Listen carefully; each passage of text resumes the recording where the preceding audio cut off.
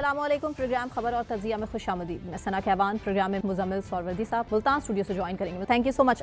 सबसे पहले बात प्रोग्राम के हिस्से में हम पेशावर में जो अमन की बात कर रहे थे, एक बार फिर से अमन की कोशिशें नाकाम हो चुकी हैं और सूरत हाल ये है कि सिक्योरिटी की सूरत हाल इंतहाई बुरी। वहाँ पर सरकारी गाड़ियों पर हमला हुआ है और इसके नतीजे में डिप्टी कमिश्नर समेत 5 अफराद ज़ख्मी हो चुके हैं।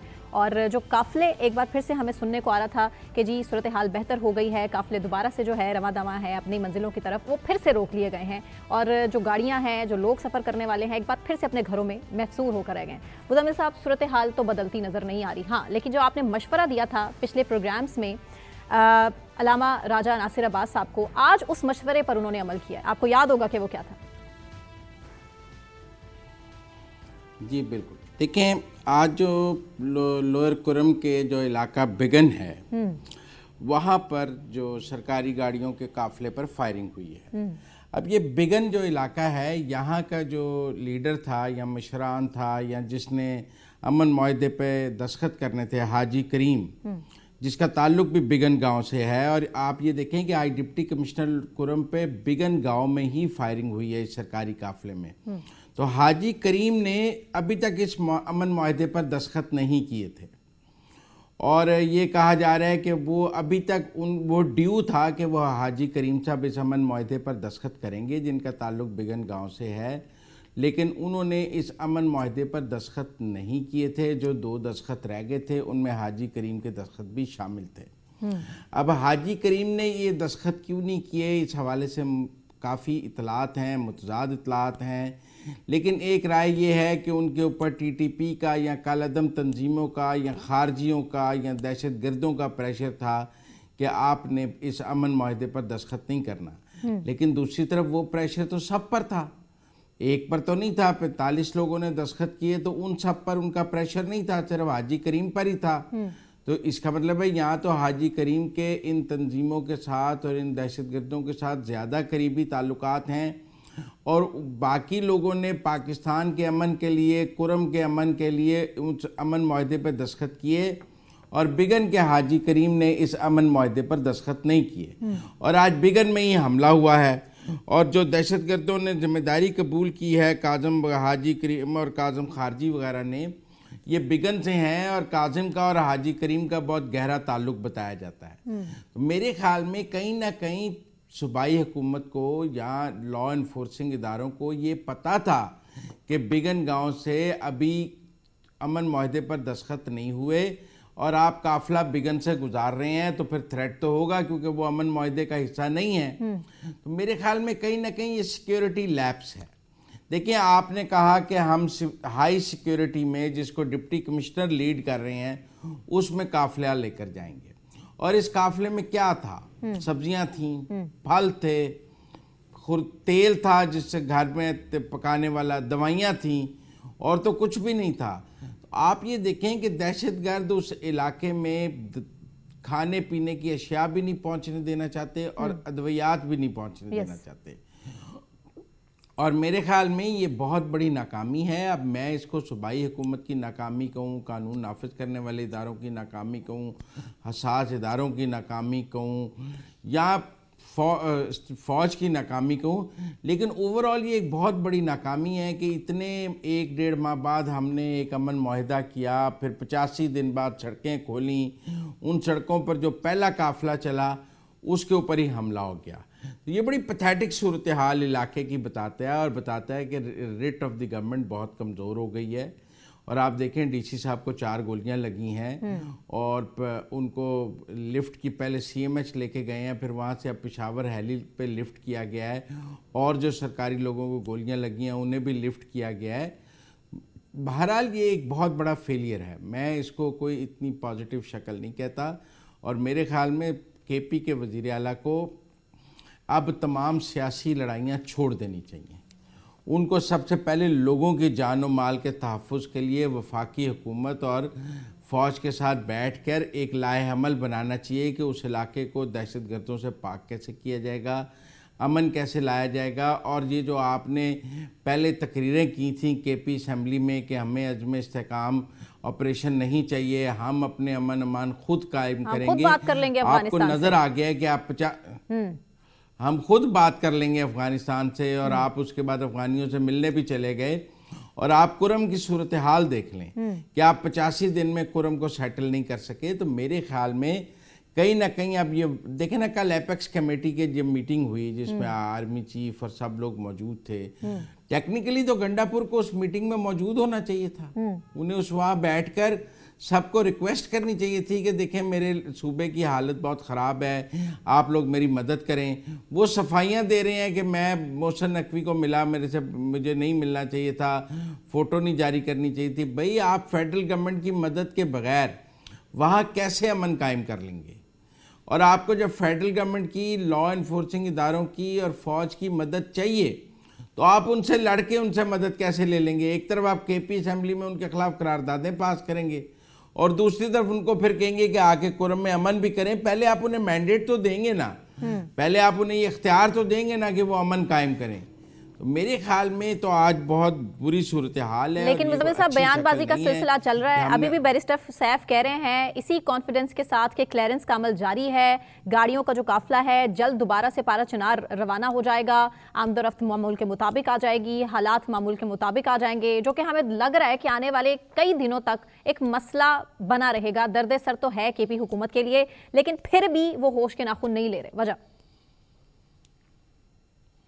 देखिए, मेरे ख्याल में काफिला तो रवाना होगा और अब मेरे ख्याल में फौज की निगरानी में होगा। अब देखें ना जी, डीसी की निगरानी में तो अमन नहीं हो सका, केपी हुकूमत खुद तो अमन नहीं कायम कर सकी और ना ही काफिले को सिक्योरिटी दे सकी है। मेरे ख्याल में अब ये काम आपको फौज के हवाले करना पड़ेगा और फौज को इस इलाके में लाना पड़ेगा और केपी हुकूमत को अपनी वो जिद ख़त्म करनी पड़ेगी कि हम फौजी ऑपरेशन के ख़िलाफ़ हैं। उन्हें अब ये समझना पड़ेगा कि कुरम में अमन लाने के लिए फौजी ऑपरेशन करना पड़ेगा। ये लोग वहाँ फौज नहीं लाएंगे तो अमन भी नहीं होगा। आप तो वहाँ फल और सब्जियां और दवाइयाँ नहीं पहुँचा पा रहे, आपने अमन क्या कायम करना है? वहाँ के लोग इस वक्त खाने पीने की से तंग है, दवाइयाँ नहीं मिल रही, आमदोरफ्त बंद है, लोग अस्पताल नहीं जा सकते। तो ऐसे में आप, मेरा मतलब है कि ये कहना कि जी चंद दिन बाद फिर काफिला शुरू हो जाएगा, चंद दिन बाद एक और कोशिश करेंगे, फिर ऐसा वाक़या हो जाएगा। फूल प्रूफ सिस्टम क्या है? फूल प्रूफ सिस्टम के लिए तो मेरे ख्याल में आपको फौज की मदद लेनी पड़ेगी और फौजी ऑपरेशन की हिमायत में केपी असेंबली में करारदाद पास करनी पड़ेगी। जो आपने पहले फौजी ऑपरेशन के खिलाफ बातें की हैं उनको वापस करना पड़ेगा और कहना पड़ेगा फौज को कि हमें आपकी मदद की और एक फौजी ऑपरेशन की इस इलाके में क्लियरेंस के लिए ज़रूरत है, ताकि वो पूरी ताकत से फौज आके ये काम कर सके। आप एक तरफ ये कहेंगे कि हमें फौजी ऑपरेशन की ज़रूरत नहीं है और दूसरी तरफ आप ये हालत देख लें, तो मेरे ख्याल में इससे तो मामलात हल नहीं होंगे। कुरम का तो अब वाहिद हाल वहाँ एक फौजी ऑपरेशन, फौजी सिक्योरिटी और फौज की ही मॉनिटरिंग की ज़रूरत है। अब वहाँ बराह रास्त फौज तैनात करनी चाहिए। अब ये केपी हुकूमत के बस की बात नहीं रही है। हम पिछले 85 दिनों से, 90 दिनों से, 3 माह से ये सारा कुछ देख रहे हैं। आप देखें 24 नवंबर से ये मामला चल रहा था और उससे पहले से चल रहा था, लेकिन केपी एक देखें ना, लोग सवाल करते हैं आज कि गंडापुर खुद तो एक दफा भी कुरम नहीं जा सके, आज भी नहीं जा सकते, आज भी नहीं जा सकते। जब आज भी वो कुरम नहीं जा सकते। देखिए ना, वजीर आला केपी अपने सूबे के एक इलाके जिसका अमन व अमान पिछले 85 दिन से खराब है, उसके वहां आज भी जाने की पोजीशन में नहीं है। वो आज भी वहां कदम नहीं रख सकता, वो वहां किसी जिरगे में शरीक नहीं हो सकता, वो वहां जा नहीं सकता, तो वो अमन व अमान कैसे कायम करेगा? तो मेरा मतलब है इत्तेहादी भी अब जो है उनके सामने खड़े हो गए हैं और इत्तेहादी भी जो है अब बड़े उनके मुखालिफ बयान दे रहे हैं, जिसपे ये कह रहे हैं अलामा नासिर अब्बास साहब कि जी कुरम मसले पर अली अमीन ने हमें मुश्किल जगह पर ला खड़ा किया है, उन्हें सिर्फ इक्तदार चाहिए, मसले का हल तो उनकी प्रायोरिटी नहीं है। देखिए, मैंने तो दो दिन से आपके साथ शो में ये बात कर रहा हूँ कि मजलिस वाहिदतुल मुस्लिमीन की तो किसी को भी समझ नहीं आ रही थी। मसला कुरम का है, हल गंडापुर ने करना है, धरना कराची में दिया हुआ था, मसाइल लॉ एंड ऑर्डर कराची का खराब कर रहे थे, खराब कुरम का है, ठीक गंडापुर ने करना है, वो पेशावर में मौजूद है। आपने जाके देना है तो पेशावर में वजीर आला के दफ्तर के बाहर धरना दें, बैठ जाए वहां जाकर के, जब तक आप हमारे साथ कुरम नहीं जाएंगे हम आपको यहाँ से उठेंगे नहीं, हम वजीर आला को कुरम लेकर जाएंगे। ये रोज अडयाला चला जाता है, ये कुरम क्यों नहीं जाते? तो आप यहाँ तो लामा साहब आप वजीर आला के पेशावर के दफ्तर के बाहर धरना देते तो हम मानते कि आप कुरम के लिए धरना दे रहे हैं। जब आपने कराची में धरना दिया तो हमें ये लगा कि आप कुरम के नाम पर सियासत करना चाह रहे हैं पूरे मुल्क में। तो सियासत के तो ये वो सियासत करने की जगह तो थी ही नहीं। आपको तो वहाँ अमन अमान के लिए कायम करना है और आप जाकर यहाँ गंडापुर के साथ बैठें या गंडापुर को किसी तरह लेकर कुरम जाएं। अगर वो कुरम जाने पर नहीं राजी हैं तो आप उनको मनाएं कि आए कुरम जाते हैं। जब तक अमन कायम नहीं होगा वज़ीर आला गंडापुर को कुरम में बैठना चाहिए और वहीं दफ्तर लगाना चाहिए। देखिए ना, वो आ जाएंगे इस्लामाबाद, अडयाला में उनकी बानी पीटीआई से भी मुलाकातें होती रहेंगी, मुज़ाकरात भी होते रहेंगे, लेकिन कुरम के लोगों का खून किसके साथ है? कुरम भी तो उन्होंने ही जाना है ना। कुरम को वज़ीर आला पंजाब मरियम नवाज ने तो नहीं जाना, उनकी तो दायरा इख्तियार में कुरम नहीं है। उन्होंने तो दवाइयाँ पहुँचा दी, सिंध पहुँचा दे, वफाकी हुकूमत को मदद कर दे। बुनियादी जिम्मेदारी किसकी है? बुनियादी जिम्मेदारी केपी हुकूमत की है। और बुनियादी जिम्मेदारी कौन अदा नहीं कर रहा? केपी हुकूमत अदा नहीं कर रही। हमें ये कहना चाहिए कि जिम्मेदारी अमन व अमान की सूबाई हुकूमत की है। अगर वो समझती है कि मुझसे अमन व अमान कंट्रोल नहीं हो रहा, वो फौज तलब कर सकती है। वो लेकिन पता नहीं क्यों रिलक्टेंट है, क्या रिजर्वेशन है केपी हुकूमत के? क्यों फौज को वहां पर टेक ओवर करने से ये घबरा रहे हैं? फौज की मदद लेने से क्यों कासिर हैं? मैं तो समझ नहीं पा रही सूरत हाल क्या है। कितने लोग ऐसे हैं वहां से पारा चिनार से जिनका ताल्लुक है, कुरम से जिनका ताल्लुक है, कितने दिन कितने महीने हो गए वो अपने इलाके में वापस नहीं जा पा रहे। हालात ही ठीक नहीं, नॉर्मली नहीं हो पा रहे। पाकिस्तान की ये सूरत हाल है। हमने बैरूनी कुव्वतों से क्या मुकाबला करना है? अंदरूनी हालात ही हमारे ठीक नहीं होने का नाम ले रहे। असल में तहरीक इंसाफ जो है ना वो अपने बयानियों की कैदी है, आप समझें, ये यरगमाल है। देखिए ना, जब अज़्म इस्तेहकाम ऑपरेशन का ऐलान हुआ तो केपी में इतना तूफान इन्होंने खड़ा कर दिया कि हमें तो किसी ऑपरेशन की ज़रूरत ही नहीं है, हमें तो किसी फौजी ऑपरेशन की ज़रूरत ही नहीं है, हम तो अपने सूबे में कोई फौजी ऑपरेशन करने ही नहीं देंगे। हमारे यहाँ फौजी ऑपरेशन के पहले कितने फौजी ऑपरेशन हुए हैं और उनके नतीजे में कोई अमन हुआ है जो हम नए फौजी ऑपरेशन की इजाज़त दे दें? और एक तूफ़ान बदतमीज़ी के पी असम्बली में बर्पा कर दिया गया, सियासत शुरू कर दी गई, तकारीर शुरू कर दी गई और कहा गया कि हमें तो नहीं कबूल है फौजी ऑपरेशन। आज आप देख लें, कुरम में फौजी ऑपरेशन के अलावा हाल नहीं नजर आ रहा। इनके सिविल इदारे तो देखें ना, डीसी से ऊपर के दफ्तर को भेजेंगे। हमने तो पहले भी अपने प्रोग्राम में कहा है कि इस वक्त केपी में डेरा इस्माइल खां की हुकूमत है। वजीर आला डेरा इस्माइल खां से, गवर्नर डेरा इस्माइल खां से, आईजी डेरा इस्माइल खां से, और दिसंबर के महीने में सबसे ज़्यादा दहशतगर्दी की कार्रवाइयाँ भी डेरा इस्माइल खां में। जिस सूबे की पूरे केपी पे हुकूमत है कि आईजी भी वहाँ है, सीएम भी वहाँ है, गवर्नर भी वहाँ है, ये वहाँ भी अमन नहीं कायम कर सकते, ये कुरम में भी अमन नहीं कायम कर सकते, तो क्या कर सकते हैं? तो इनसे क्या हम बात करें या इनसे कैसे जवाब पूछा जाए? बयानात बहुत अच्छे देते हैं, गंडापुर साहब के बयानात के भी हम सब बहुत मदाह हैं। एक दफ़ा तो समा बांध देते हैं बयान देते हुए और ऐसे लगता है जैसे पाकिस्तान के ताकतवर आदमी हैं, हमारे सियासी सुल्तान रही हैं वो, उन्होंने राना सनाउल्लाह और दीगर लोगों को पीछे छोड़ दिया है। लेकिन अमल भी तो कोई चीज़ है ना, बहरहाल अमल भी तो उनकी ताकत, उनका गुस्सा अमन कायम करने में चाहिए, उनकी ताकत और उनका गुस्सा बयानों में नहीं चाहिए। मुज़म्मिल साहब, अब एक कल जो सूरत हाल हम अपने प्रोग्राम में डिस्कस कर रहे थे एडिशनल जजेस के हवाले से, अब मामला हमारे सामने आ चुका है। इस्लामाबाद हाई कोर्ट में एडिशनल जजेस की तैनाती के लिए एक मशहूर जज का नाम भी शामिल किया गया है। जी, हुमायूं दिलावर साहब की बात कर रहे हैं ना आप? जी जी बिल्कुल, क्यों नहीं। अच्छा, बलूचिस्तान हाई कोर्ट के लिए भी जो जजेस के नाम आए हैं उनमें भी 4 सेशन जजेस के नाम आए हैं, वो भी मशहूर। तो फिर अगर इस्लामाबाद से सेशन जजेस का इसमें इस्लामाबाद से सेशन जजेस के नाम आए हैं तो इसमें ऐसी कौन सी बात है? अच्छा, आप मेरी बात समझिए ना जी। अकेले उनके तो नहीं है, 3 डिस्ट्रिक्ट एंड सेशन जजेस हैं और 1 एडिशनल सेशन जज का नाम है। एडिशनल सेशन जज हुमायूं दिलावर हैं, सेशन जज राजा जवाद अब्बास हैं और सेशन जज आजम खान हैं और शाहरुख अर्जुमंद हैं। हाँ, जुमन, ठीक है ना। वैसे मैं आपको बड़ी सिंपल बात बताऊं, मैं ज़ाती तौर पे हाई कोर्ट्स में डायरेक्ट जजेस की जो इंडक्टमेंट है इसके खिलाफ हूँ और मैं समझता हूँ कि ये जो आप डायरेक्ट हाई कोर्ट्स में जजेस लाते हैं वो कोई बहुत अच्छा परफॉर्म नहीं करते हैं। ये दुरुस्त है कि हमारी माताहत अदलिया भी कोई अच्छा परफॉर्म नहीं कर रही है और माताहत अदलिया का भी बहुत बुरा हाल है, और हम कहें जी कि सेशन जजेस या नीचे जो सेशन कोर्ट्स हैं वहाँ बड़ी आइडियल सूरत हाल है। लिहाजा मुजम्मिल सोहरवर्दी जब कह रहे हैं कि आप नीचे से जज ऊपर लाएं, तो वो नीचे कौन सी अच्छी कारकर्दगी है जी। ये एक दलील दी जा सकती है कि सेशन कोर्ट्स की कारकर्दगी कौन सी इतनी अच्छी है कि हम कहें कि जी सेशन कोर्ट्स से जजेस जो हैं वो ऊपर लाए जाएं। लेकिन मैं एक और बात भी तो कहता हूँ, जो डायरेक्ट जजेस आते हैं उनकी कारकर्दगी भी तो कोई अच्छी नहीं रही इतने सालों में।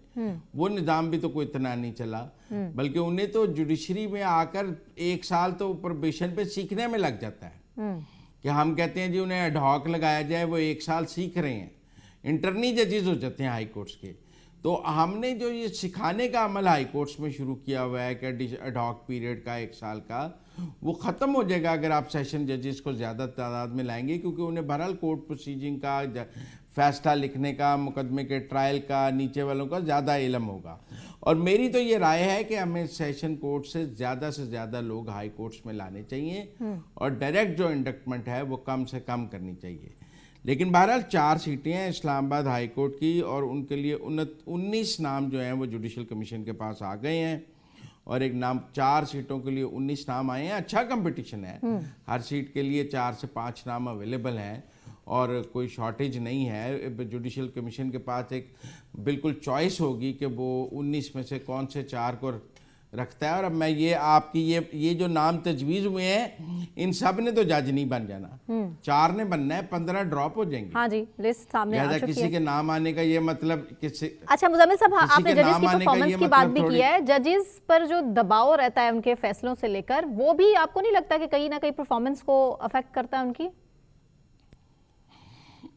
देखो जी, जज को तो दबाव को सस्टेन करना है। अगर कोई जज दबाव सस्टेन नहीं कर सकता तो उसको जज बनना ही नहीं चाहिए। दबाव तो देखें, एक आम कत्ल के मुकदमे में भी होगा, कातिल दबाव डालेगा कि मुझे फांसी ना दें, मुझे सजा ना दें, तो क्या जज उसके दबाव में आ जाएगा? देखें, किस मुकदमे में दबाव नहीं होगा? हर मुकदमे में दबाव आ सकता है। जज की पर्सनैलिटी ऐसी होनी चाहिए कि वो किसी दबाव का शिकार ना हो, और जो जज दबाव का शिकार हो जाए उसको दबाव लेने के साथ इस्तीफा दे देना चाहिए कि मेरे प्रेशर आ गया, मैं नहीं सस्टेन कर सकता, मैं घर जा रहा हूँ। ठीक है ना, जॉब की नेचर ऐसी है। ये तो आप कल को कहें कि जो फौजी सरहद पे खड़ा है उसे वो उसको मौत का खौफ हो तो वो सरहद पे खड़ा हो, मौत का खौफ है वो रिजाइन कर देगा। इसी तरह कुछ जज को अगर फैसला करने का खौफ है और वो दबाव का शिकार है तो मेरे ख्याल में उसको जज ही नहीं रहना चाहिए, खत लिखने की बजाय इस्तीफा देना चाहिए, या जो दबाव डाल रहा है उसको जेल भेज देना चाहिए। देखें, हाई कोर्ट्स के और सुप्रीम कोर्ट के जजेस के पास ये इख्तियार मौजूद है। मतलब जिन इस्लामाबाद हाई कोर्ट के 6 जजेस ने खत लिखा, वो खत लिखने की बजाय दबाव डालने वाले को जेल भी भेज सकते थे, लेकिन उन्होंने नहीं भेजा, उन्होंने खत लिखना मुनासिब समझा। मैं समझता उसकी तो तहकीकात ही नहीं हो पाई अभी तक। मुजम्मिल साहब, जेल भेजना तो दूर की बात, किसी ने नहीं करनी थी, उनको खुद करनी चाहिए तहकीकात। वो कंटेम्प्ट का नोटिस जारी करते, वो तौहीन अदालत का नोटिस जारी करते, जिसने उन पर दबाव डाला है उसको सजा दे देते। मसला क्या था? वो उनके पास इनहेरिट पावर है तौहीन अदालत की सजा देने की, जो उनको दबाव डाले।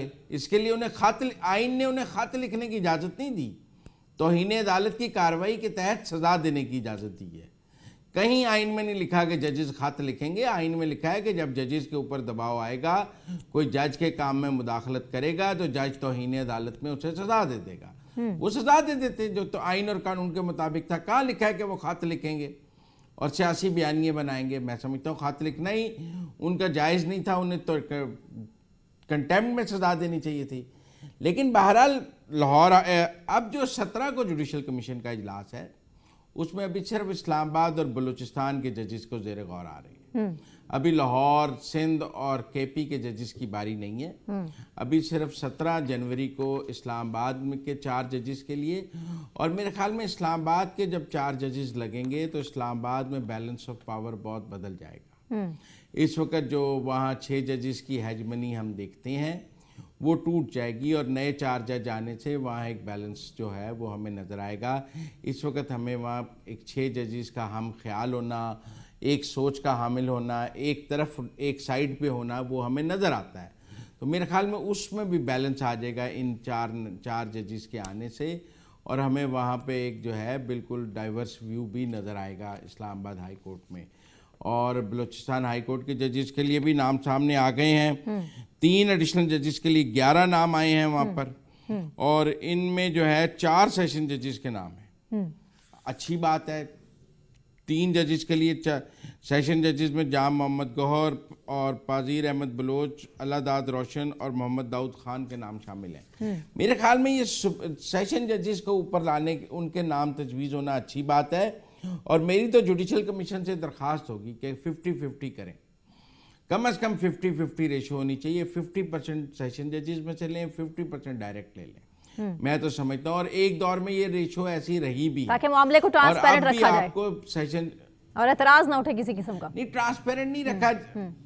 देखिए, सेशन जजेस ये समझते हैं कि सेशन जज बनने के बाद उनका कैरियर खत्म हो गया, इससे ऊपर वो जा ही नहीं सकते, और उनके कैरियर का हाइट जो है वो सेशन जज बन गए, बात खत्म हो गई। मेरे ख्याल में सीनियरिटी पे या जिस और मयार पे सेशन जजेस को हाई कोर्ट्स में आने का मौका मिलना चाहिए, पहले भी मिलता रहा है लेकिन कम मिलता रहा है, उनको हाई कोर्ट्स में आने का मौका मिलना चाहिए और मुनासिब तादाद में मिलना चाहिए। ये तादाद और ये शरह बहुत कम है उनके हाई कोर्ट्स में आने की। ठीक है मुज़म्मिल साहब, ब्रेक लेते हैं। ब्रेक से वापस आने के बाद कंटिन्यू करेंगे। अता काज़मी साहब भी और अमाम मसूद साहब भी हमें ज्वाइन करेंगे। एक ब्रेक के बाद हमारे साथ रहिए।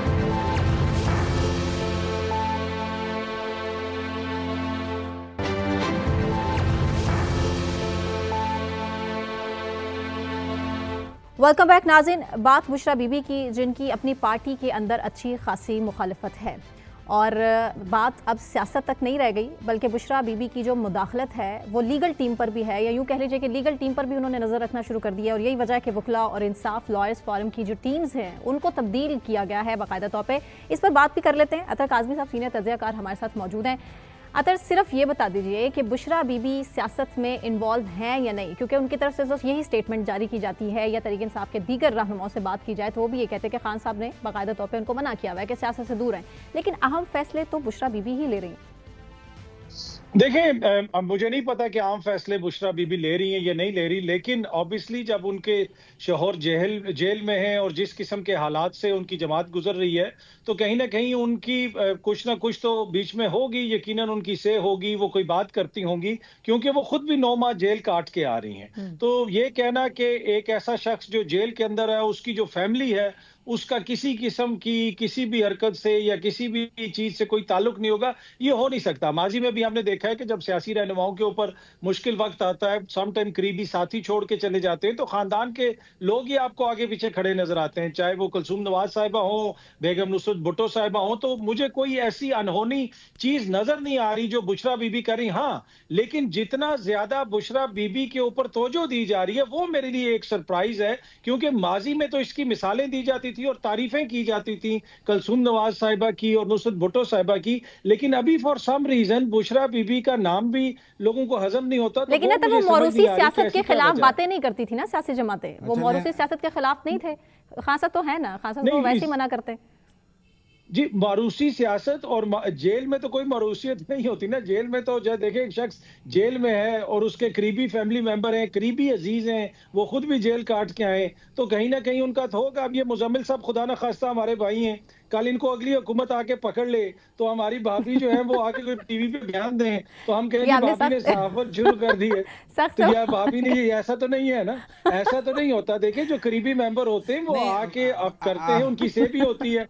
आप में मुजम्मिल साहब सुन लें, अब आपका वकील कल आके भाभी चेंज कर दें तो हम कहें जी भाभी वकील क्यों चेंज कर रही हैं। तो भाई यही होता है, ये इस तरह। तो मेरे ख्याल में हम कुछ ज्यादा इसको देख रहे हैं, इतने ज्यादा हमें इसके ऊपर गौर करने की जरूरत नहीं, ये रूटीन की चीजें। नहीं, मैं मानता हूँ आपके कि इसकी माजी में रिवायात मौजूद हैं और माजी में ऐसा होता रहा है, सब सियासी जमातों में ऐसा होता रहा है, लेकिन हम फोकस इसलिए कर रहे हैं, आपने कहा तवज्जो क्यों दे रहे हैं, क्योंकि जब बाकी जगह ऐसा होता था तो बानी पीटीआई और तहरीक इंसाफ उस पर तनकीद करते थे कि ये गलत हो रहा है, ऐसा नहीं होना चाहिए। इस तनाजुर में हम ये बात कर रहे हैं कि जब आप माजी में देखें ना, अगर मरियम नवाज अपने वालिद को मिलने जाती थी या वो उनके मुकदमात की पैरवी करती थी तो आपको एतराज़ होता था, नुसरत भुट्टो पे एतराज़ रहता था, आप कहते थे पर्ची से बिलावल निकल आया। तो हमें उस तनाजुर में हम ये सवाल पूछते हैं या ये तवज्जो रखते हैं कि आप तो इसके खिलाफ थे, तो अब ये क्यों ऐसा हो रहा है? देखिए, बड़ा अच्छा क्वेश्चन है आपका। अब अगर बुशरा बीबी को वो सेक्रेटरी जनरल बना दें या जमात का सरबराह बना दें या लाहौर से उनको टिकट दे दें या उनको वज़ीर आला बना दें या को चेयरमैन बना दें, फिर तो ये आपका सवाल बनता है। अभी तक तो ना उनको कोई सियासी ओहदा दिया गया है, ना उन्होंने इलेक्शन लड़ा है, ना ही खान साहब की बहनों को कोई सियासी ओहदा दिया गया, तो ये सवाल बनता नहीं है। अब ये सवाल जबरदस्ती अगर हम पैदा करें और उस चीज को जोड़ने की कोशिश करें, जैसे मरियम नवाज हैं, मरियम नवाज तो वज़ीर आला बन के बैठी हुई हैं, शहबाज शरीफ वज़ीर आज़म बन के बैठे हुए हैं, उनकी फैमिली के दीगर जो लोग हैं करीबी रिश्तेदार वो भी इस वक्त हुकूमत के अंदर हैं, तो वो सूरत-ए-हाल यहाँ पे नहीं। हाँ, अगर वो कभी होती है, बुशरा बीबी को चेयरमैन या को चेयरमैन बना देते हैं, तो यकीनन फिर आपका ये सवाल उस वक्त 100% दुरुस्त होगा। और फिर आप इस पे बेटर पोजीशन में होगे कमेंट करने के लिए। अच्छा, बैकडोर राब्ते नहीं, पर मेरा जवाब मुजम्मिल साहब को पसंद नहीं आया। एक मिनट जी मुजम्मिल साहब। सना देखें, अगर तो वो सिर्फ केसेस की पैरवी कर रही हों, लेकिन वो तो रैली की क़यादत कर रही हैं, खिताब रिकॉर्ड करा के चैनल्स पे चलवा रही हैं, उन मीटिंग्स में लोगों को डांट रही हैं, उनको बेशरम और ये वो कह रही हैं, तो को चेयरमैन के तमाम इख्तियारात तो वो इस्तेमाल कर रही हैं। रस्मी ऐलान ही बाकी रह गया ना। इस वक्त पार्टी की को चेयरमैन तो बुशरा बीबी हैं, डिफेक्टो को चेयरमैन है। उनके बाद तमाम को चेयर देखे ना, सलमान अहमद को उन्होंने निकलवा दिया कि उसने बुशरा बीबी पर के खिलाफ बात की थी। तो एक डिफेक्टो को चेयरमैन के तौर पर तो वो एक्ट कर रही हैं कि कोई उनके खिलाफ बात करेगा उसे पार्टी से निकाल दिया जाएगा, कोई उनकी मायार पे पूरा नहीं उतरेगा उसको निकाल दिया जाएगा। तो आपको उनके डिफेक्टो चेयरमैन होने पे अभी भी कोई इबाम है?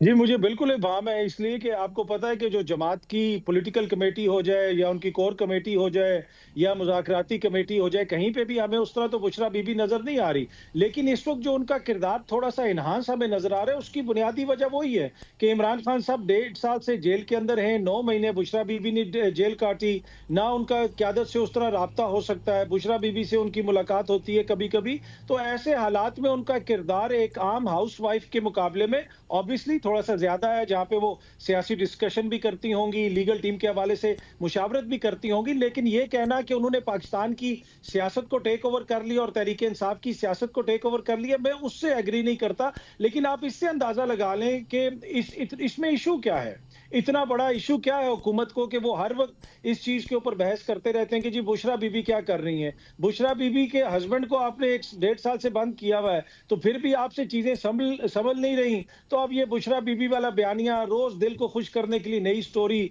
तो ये देव मालाई स्टोरियां जो हैं ये चल रही हैं। पर to be honest on the ground situation जो है वो पूरी कौम के सामने है। अतर साहब, नंद भाभी के जो इख्तलाफात है उससे भी बड़ा मसला है। अच्छा नहीं, एक मिनट सना एक मिनट सना।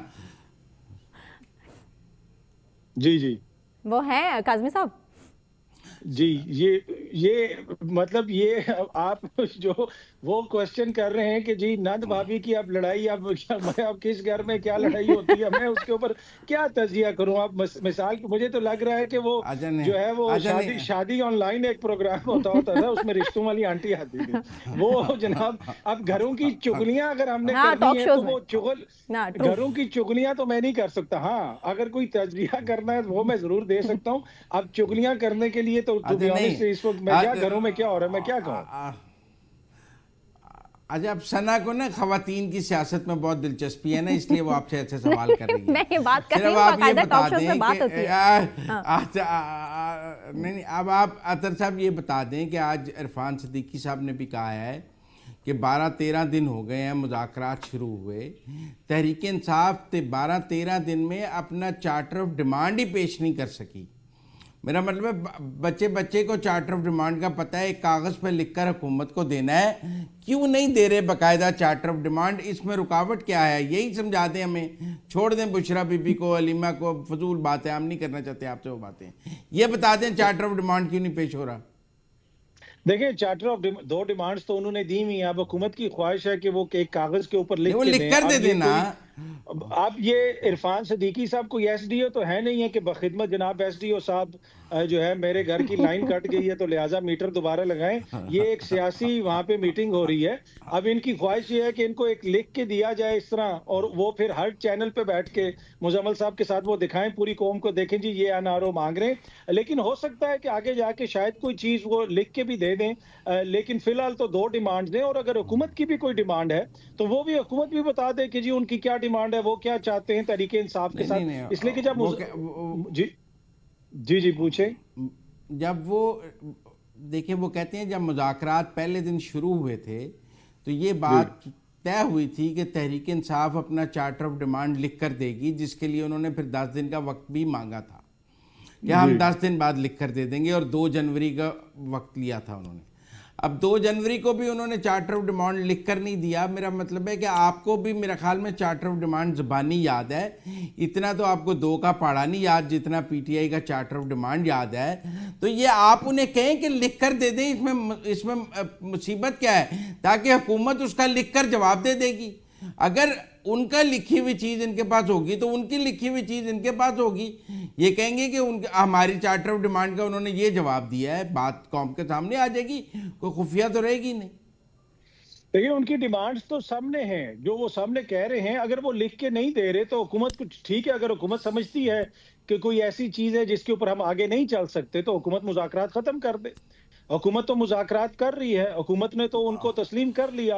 हुकूमत तो पहले कहती थी माफ़ी मांगे, ये तो इंतशारी हैं, इंतशारियों का टोला है, ये डिजिटल दहशतगर्द हैं, इनसे बात नहीं होगी। तो हुकूमत ने तो सारी जगह पे उनकी सारी शराइत मान ली हैं, उनको एक फरीक भी मान लिया है, उनसे बात भी कर रहे हैं। तो अगर हुकूमत समझती है कि कोई ऐसी चीज़ हो रही है तो वो ना करें मुज़ाकरात। मेरे ख्याल में लिख के वो देंगे या नहीं देंगे मुझे नहीं पता। इंपॉर्टेंट चीज़ ये है कि उनकी डिमांड्स क्या हैं, क्या वो डिमांड्स हुकूमत पूरी कर सकती है। नहीं पर आप मेरी बात समझे ना जी। देखें पहले थी 4 डिमांड्स, पहले थी 4, फिर रह गई 2, अब पता नहीं 2 से फिर रह जाए 1। लिख कर दे देंगे तो एम्बिग्युइटी क्लियर हो जाएगी कि 4 हैं, 3 हैं, 2 हैं, 1 हैं। लेकिन ऐसे तो पीटीआई वाले भी पहले कहते थे कि हम इनको हुकूमत ही नहीं मानते, इनसे क्यों बात करें, इनके पास क्या है, इनसे क्यों बात की जाए। फिर कहते थे जब तक खान को रिहा नहीं करेंगे तब तक कोई बात नहीं हो सकती। तो 2 कदम दोनों पार्टियां पीछे हटी हैं। पीटीआई भी अपने तमाम हार्ड मौक़िफ़ से पीछे हटी है और मुज़ाकरात की मेज़ पर आई है, गवर्नमेंट भी हार्ड मौक़िफ़ से पीछे हटी है। अब जो मामला फंसा हुआ है वो एक चार्टर ऑफ डिमांड पेश करने का है। मेरे ख्याल में वो पेश होना चाहिए, क्यों नहीं होना चाहिए। देखिए अब इसके ऊपर मैं और आप जो है वो ओ करके एहतजाज कर सकते हैं कि वो क्यों पेश नहीं कर रहे, इससे ज्यादा हम क्या कर सकते हैं। अब या तो होना कि हमारे हाथ में, मैं अलबत्ता अगर पीटीआई की क़यादत को ये प्रोग्राम देख रही है तो मैं आपके प्रोग्राम के तवस्सुत से उनसे ये रिक्वेस्ट करूंगा कि कुछ लिख के कम अज कम मुजम्मिल साहब को दे दें कि इनको थोड़ी सी तसल्ली हो। इतना शोर या इतनी नाराजगी तो हुकूमत नहीं कर रही जितनी नाराजगी का इजहार हम मुजम्मिल साहब कर रहे हैं। तो मुझे उम्मीद है कि वो कुछ ना कुछ आपको लिख के दे देंगे ताकि आपकी तशव्वी ही हो कुछ अरसे के लिए। अच्छा अतर, ये गवर्नमेंट वो गवर्नमेंट है जो तहरीक इंसाफ पर पाबंदी की बातें भी करती रही है कि तहरीक इंसाफ पर पाबंदी लग जानी चाहिए। अब वो भी फ्रंट फुट पर है कि नहीं, मुज़ाकरात होने चाहिए, मामलात ठीक होने चाहिए। लेकिन जो अंदरूनी ज़राए हैं तहरीक इंसाफ के हों या हुकूमत के, वो वक्तन फवक्तन यही बात कर रहे हैं कि मुज़ाकरात से निकलना कुछ नहीं है, मुज़ाकरात से निकलना कुछ भी नहीं है। तो फिर किसका टाइम जो है वेस्ट करने की कोशिश की जा रही है। ये क्या तब्दीली की हवाएं चल पड़ी हैं, आने वाले टाइम में इमरान खान जेल से रिहा हो जाएंगे, हुकूमत बदलती नजर आ रही है, फिर ये क्या है सब कुछ।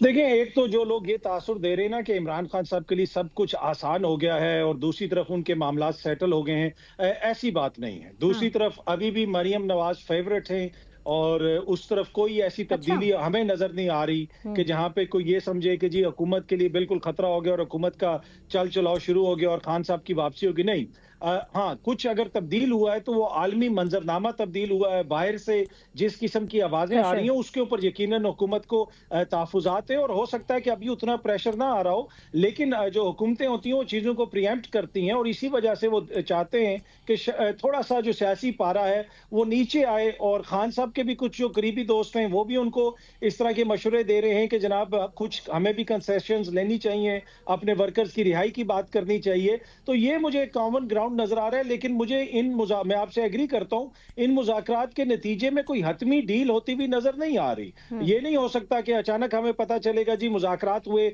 और सब कुछ जो है मान लिया गया। जो पाकिस्तान तहरीक इंसाफ के सारे मुतालबात हैं, ना हुकूमत उस पोजीशन में है कि वो उनके ऊपर अमल दरामद कर सके, ना ही तहरीक इंसाफ इस पोजीशन में है कि वो हुकूमत को कुछ दे सके। इसलिए कि अगर वो हुकूमत का बयानिया मान लेंगे, उनकी लेजिटिमेसी मान लेंगे, तो उनकी अपनी सियासत खत्म हो जाएगी। तो वो मुझे लगता है कि ये कुछ अरसा तो एक दूसरे को एंगेज करेंगे, और दोनों की नजरें अभी फिलहाल किसी और तरफ हैं, तो देखते हैं कि आगे फिर क्या होता है। देखें काज़मी साहब किसी और तरफ नहीं है, सब उन पीटीआई की नज़रें ट्रंप पर हैं। वो कहते हैं ट्रंप आएगा तो लग पता जाएगा, ट्रंप आएगा तो जेल के दरवाजे खुल जाएंगे, ट्रंप आएगा तो सारा कुछ हो जाएगा। देखिए ना, जो 31 जनवरी की डेडलाइन है कि ना हुआ तो ये ट्रंप ने आ जाना है, फिर मैदान दोबारा गर्म करना है। तो इंतज़ार तो ट्रंप का है ना पीटीआई को, और वो ट्रंप के आने तक वक्त गुजार रहे हैं। इसीलिए 12-14 दिन से चार्टर ऑफ डिमांड नहीं पेश कर रहे हैं कि वो कुछ सीरियस नहीं है, कोई एटीट्यूड मुज़ाकरात में सीरियस नहीं है, टाइम गुजारना है। तो वो ट्रंप के आने का इंतज़ार करना है, बट ट्रंप आ जाएगा तो लग पता जाएगा। तो अब तो इंतज़ार ट्रंप के आने का है कि वो आकर क्या करते हैं, 20 जनवरी को ही कर देंगे या कुछ दिन लेंगे। देखें, मेरे ख्याल में वैसे तो जो हमें शुक्रिया अदा करना चाहिए हुकूमत के दोस्तों का, जिस किस्म की उन्होंने बातें की, वो 20 जनवरी से पहले ही रिचर्ड ग्रैनल साहब का उसके ऊपर रिस्पांस आना शुरू हो गया। अब ट्रंप आके क्या करेंगे ये मुझे नहीं पता, लेकिन जिस तरीके से बाइडन साहब नजरअंदाज करते रहे, जो यहाँ पे मुबैना इंसानी हकूक की खिलाफवर्जियों का जिक्र हो, यहाँ पे जो डिफरेंट मुकदमात चले, जो सियासी नोयत के मुकदमात कायम किए गए, अदलिया की जिस तरह बेतौकीरी की गई, बहुत सारे ऐसे मामलात हैं जहां से कुशन मिला बाइडन इंतजामिया की जानिब से। इन हुक्मरानों को उस तरह प्रेशर का सामना नहीं करना पड़ा।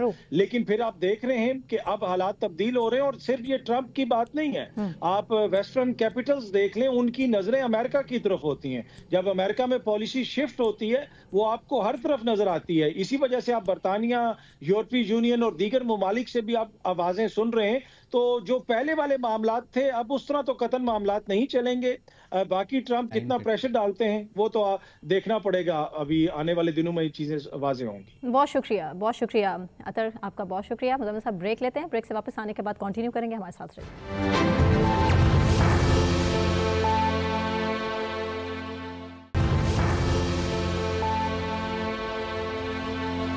वेलकम बैक नाज़रीन।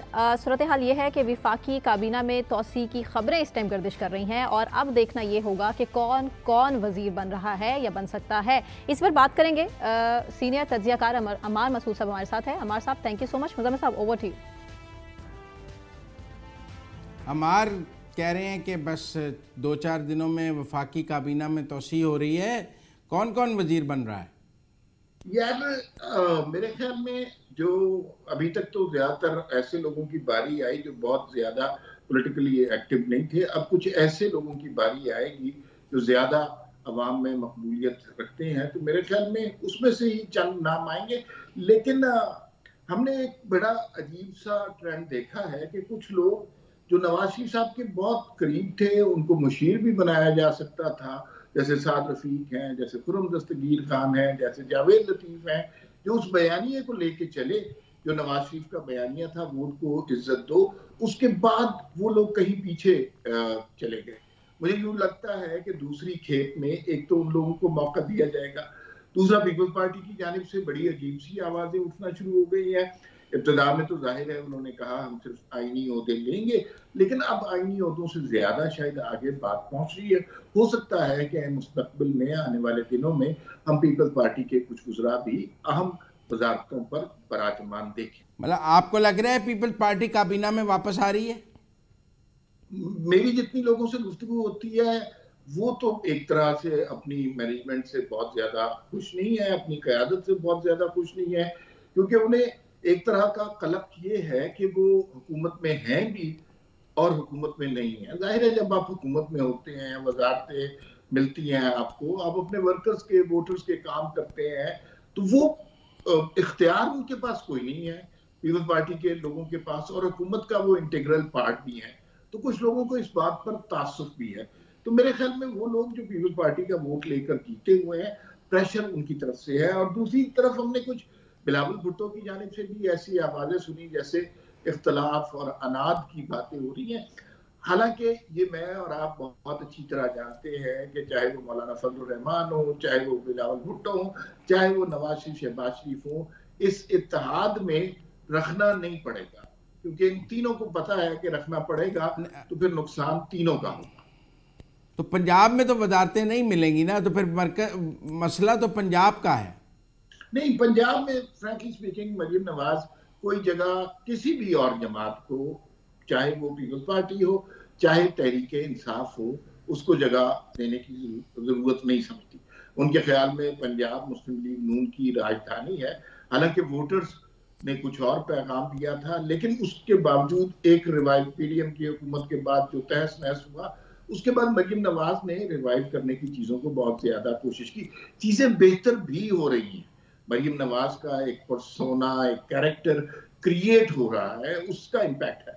जी, बात कीजिए। अब जो नाम सामने आए हैं उनमें तो तलाल चौधरी के वजीर बनने की बात है, डॉक्टर तौकीर के वजीर बनने की बात है, शेख आफ्ताब के वजीर बनने की बात है, उसमें तो तारिक फजल चौधरी के वजीर बनने की बात है, उसमें तो ये नाम सामने आए हैं। जो नाम आप ले रहे हैं उनका तो कोई जिक्र नहीं है, वो तो इलेक्शन हार गए हैं और जो हार जाए वो घर चला जाता है। मेरे ख्याल में ये नाम अभी इब्तदाई स्टेज पे आते हैं। ये तो हम बहुत अच्छी तरह जानते हैं कि नाम थ्रो किए जाते हैं, मार्केट में फेंके जाते हैं, उसके बाद रद्द अमल देखा जाता है, उसके बाद फैसला किया जाता है। ये नाम मैंने भी सुने हैं।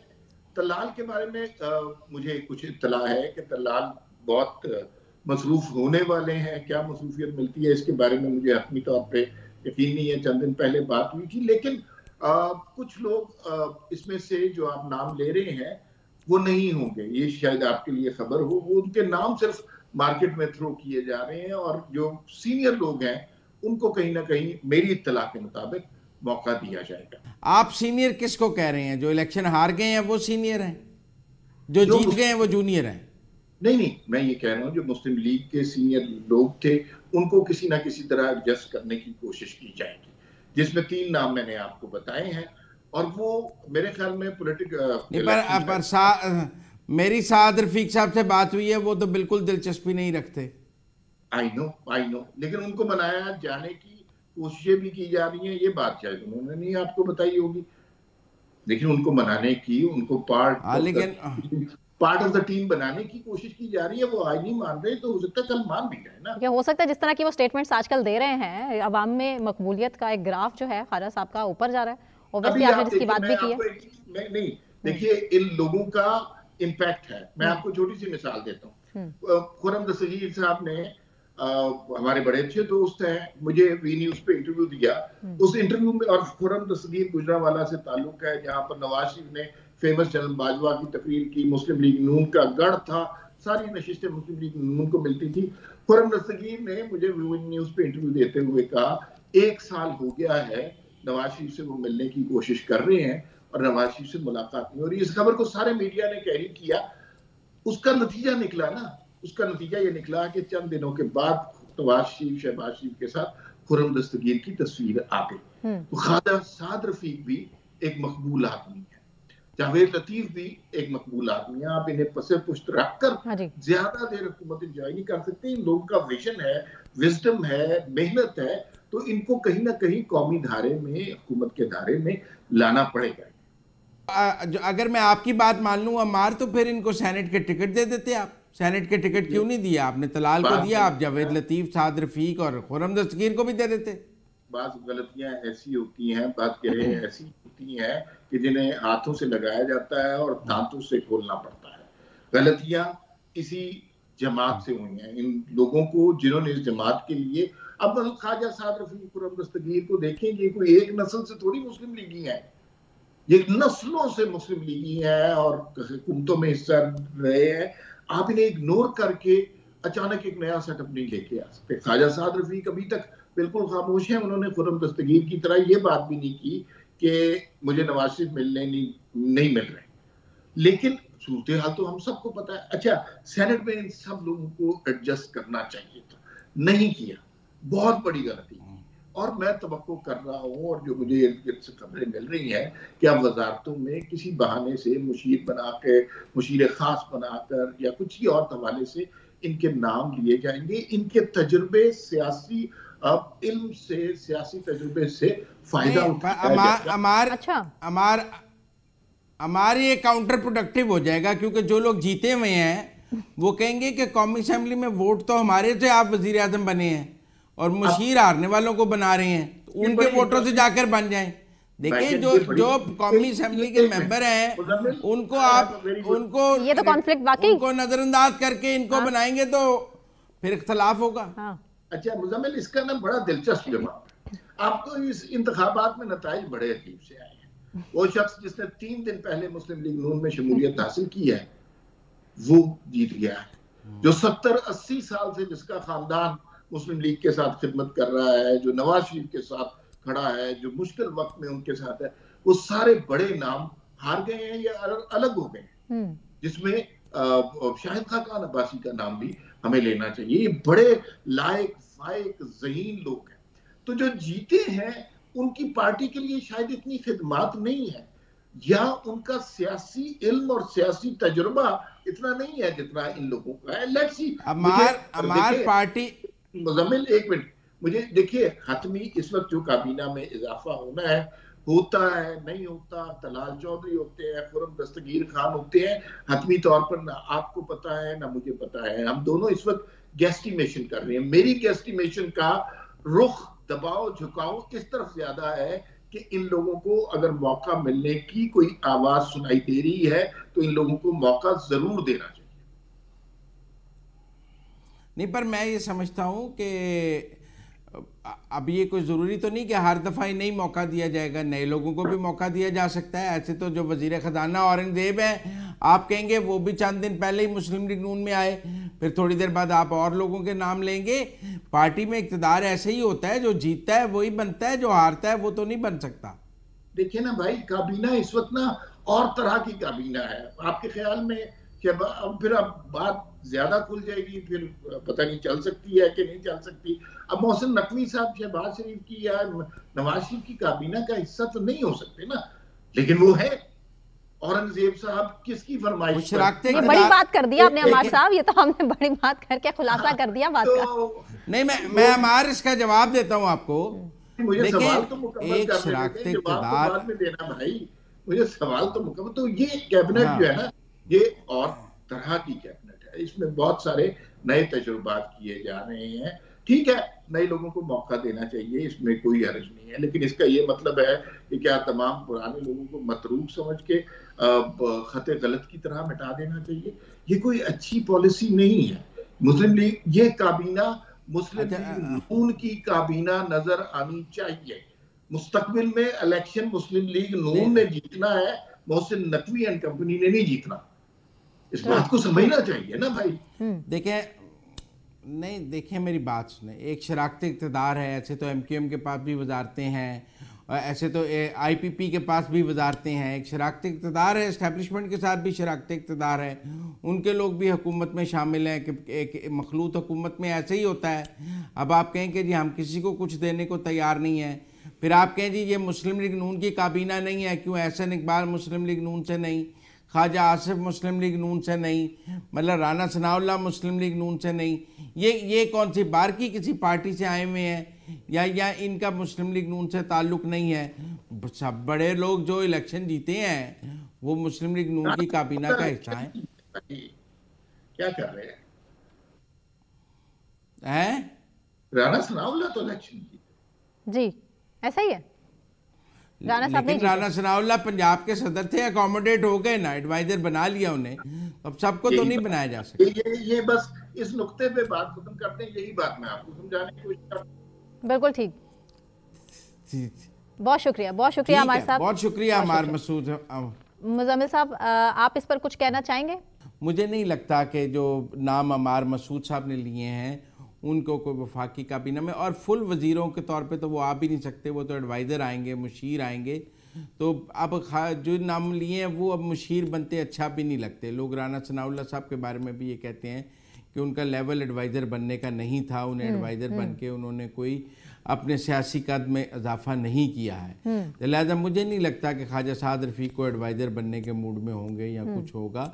मुझे लगता है कि जो कौमी असम्बली में लोग हैं या सेनेट में लोग हैं, उन्हीं को, उनमें से ज़्यादा लोग वज़ीर बनेंगे। बहुत शुक्रिया मुज़म्मिल साहब। इसी के साथ नाज़रीन मुझे सना कहवान को इजाज़त दीजिए। अपना ख्याल रखिएगा।